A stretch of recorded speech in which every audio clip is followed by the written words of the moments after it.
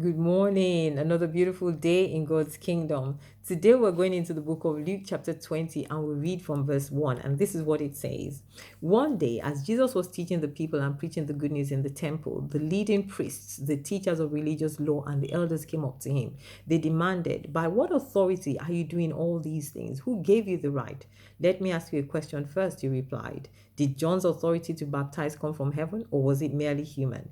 They talked it over among themselves. If we say it was from heaven, he will ask us why we didn't believe John. But if we say it was merely human, the people will stone us because they are convinced John was a prophet. So they finally replied Jesus and said that they didn't know. Then Jesus responded, "Then I won't tell you by what authority I do these things." And as we look at this, you wonder, why didn't Jesus take this opportunity to sort of present his credentials and say, "I'm the Son of God, I'm the Messiah," and all of that? But Jesus didn't bother at all. Because you see, when these men came to Jesus, they looked at Jesus and they were not even questioning, they were not looking at the things that he was doing, because those things that he was doing were the very things that were the evidence of who he was. And that is why the regular people, if you want to call it that, the people could look at John the Baptist and determine that he was a prophet simply by the things that he did.